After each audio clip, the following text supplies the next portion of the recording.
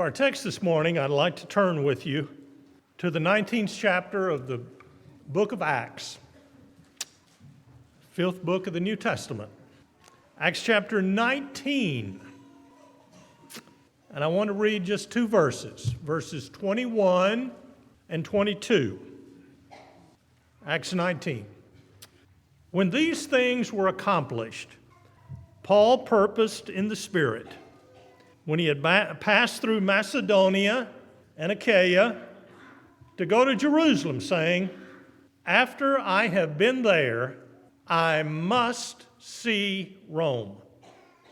So he sent into Macedonia two of those who ministered to him, Timothy and Erastus, but he himself stayed in Asia for a time.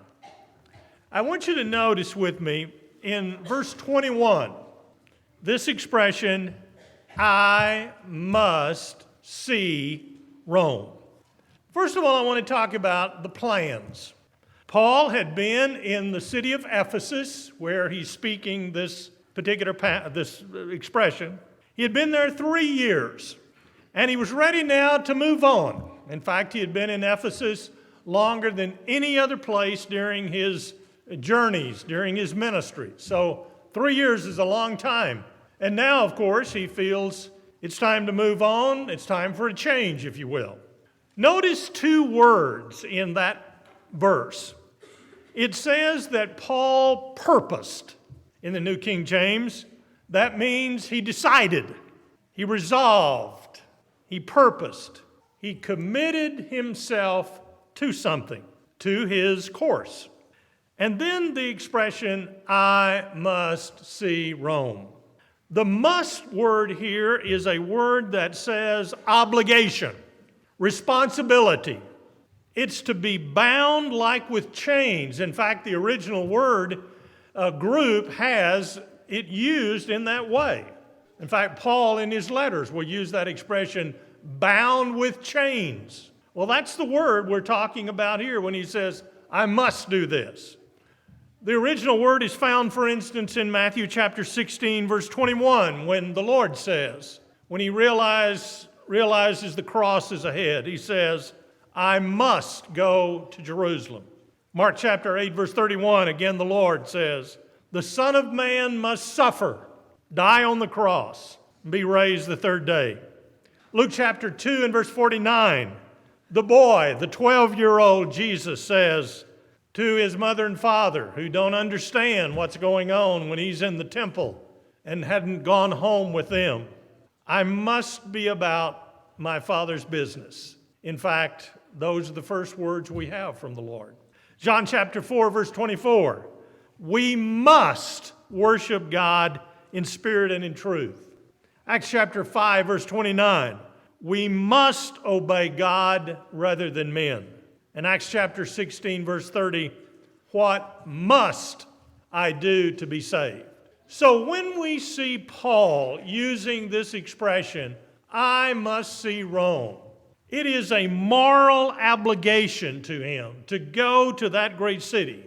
Obviously, he is not going as a tourist to see things, but he's going with a gospel message, with that good news of Jesus Christ.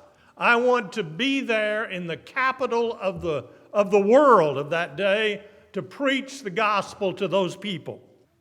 In fact, you have here an example of short-term and long-term goals. He first of all says, I want to go to Jerusalem. And then later on, I must see Rome. I must go to Rome. And you know, it's interesting as you would picture that journey process. If you were looking at a map up here behind me, when he said, I must go to Jerusalem, that would be going this direction. You'd be wanting to go back east. Jerusalem is way, way away from Asia and Ephesus. But then he says, I want to go to Rome. Well, that would be turning and going deep, deep to the west. So they are two different directions totally. But one is a short-term goal, and then one is an ultimate goal way, way out there. And you know, my friends, we all need this. This is just as practical as it was to Paul in the long ago. You know, we can set our goals way out there. I have as my goal this distant objective. I must see Rome. But they're secondary. There are those long-term, a short term that may be a month or so, maybe weeks, couple of months maybe.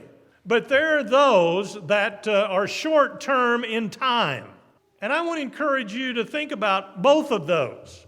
And many times when we think of a long-term goal, we often forget that we need those short-term goals to help us move forward to the long, ultimate goal that we have.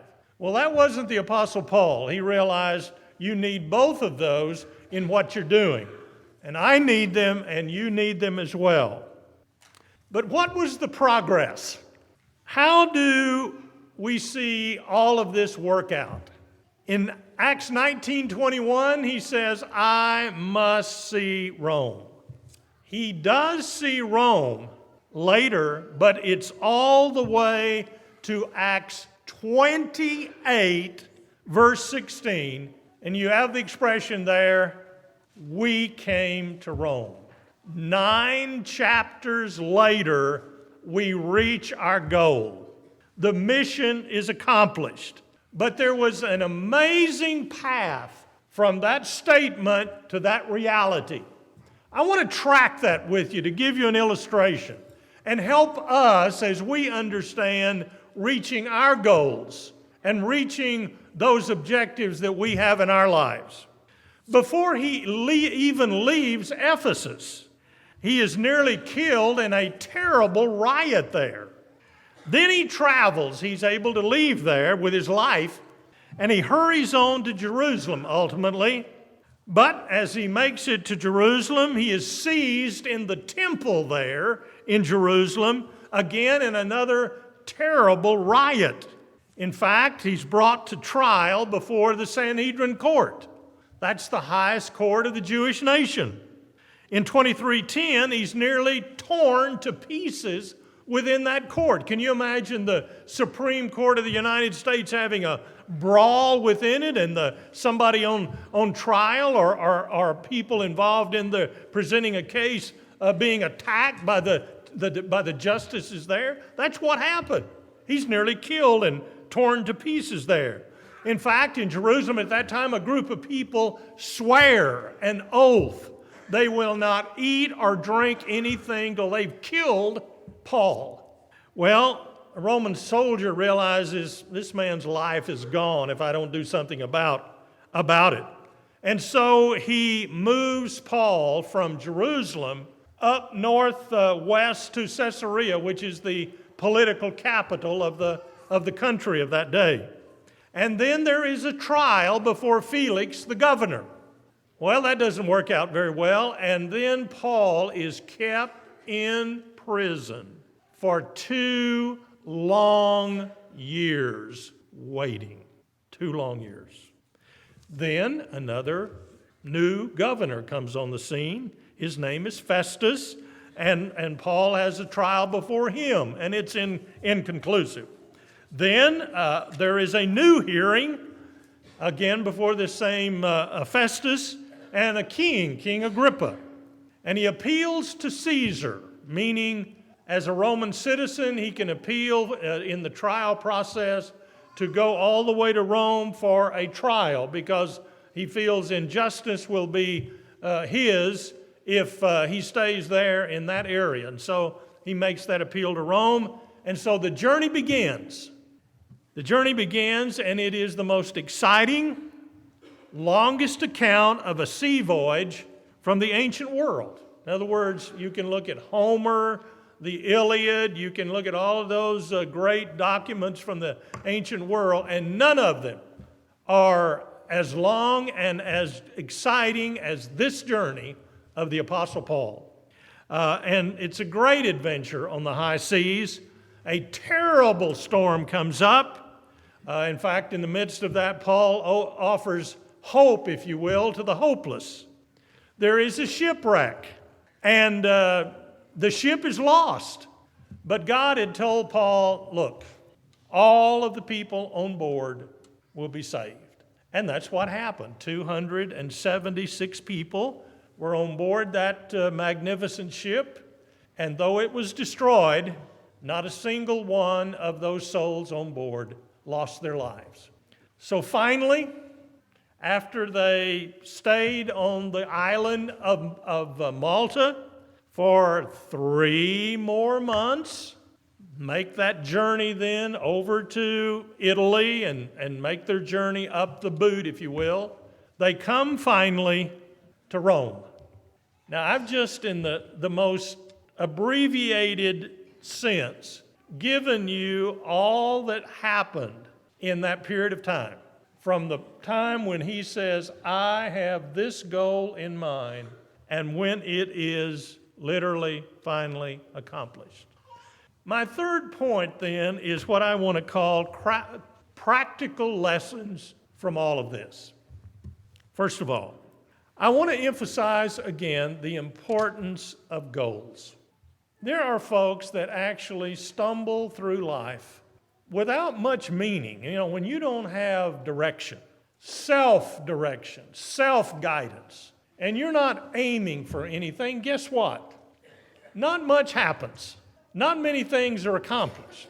If we're just sort of moving along day to day without thinking there's something out there that I want to do, that I want to be, a place I want in my life. And if we don't think in those terms, guess what? It won't happen. And rarely is much accomplished by accident, by chance, by just things happening. So we need those goals. And again, may I remind you, it's not just enough to say at the end of this year, I want so-and-so. What am I going to do in the next month to accomplish that? What can I take in the next step, in the next installment as I'm moving toward that goal? So we need long-term goals, but we also need those short-term goals as well. And then does not this lesson teach us the uncertainties of life with our goals in mind? How many times have we set those objectives, set those purposes, and it just didn't work out as we thought they would, because there were so many things that we were not able to control, that we could not directly influence, that were beyond our capabilities to guide and direct. We all know that and understand it, but there's no reason for us then to just give up and say, well, you know, what will be, will be. No. There are all kinds of things we can do and can accomplish, even in the midst of the uncertainties of life in meeting those goals. Thirdly, we don't know how goals will be met. Now, we may think we do, but look again at the Apostle Paul at this point. We don't know how. Probably as Paul was thinking about this great statement and setting his aim, I must see Rome, he was probably thinking of a 4th missionary journey. He's been on 3. In fact, he's on this 3rd one here at Ephesus. And when he decides to leave there and go to Jerusalem, he's closing down his 3rd missionary journey that's so famous in the history of Christianity. And so he's probably thinking, once I go to Jerusalem and then maybe back up to Antioch where I began all the other missionary journeys, I'll go again to the west. And I will go this time all the way to Rome, to the far west, as far as his work was concerned. And so you would think that would be a natural assumption of how you do it. Well, that's not the way it happened. And of course, you would imagine that he would never have thought he would ultimately make it to Rome as a prisoner. He eventually makes his way there as a prisoner of Rome. He's lost his freedom. He's chained to a Roman soldier. He wouldn't have thought that, but that's how it happened. And then, of course, not on the Roman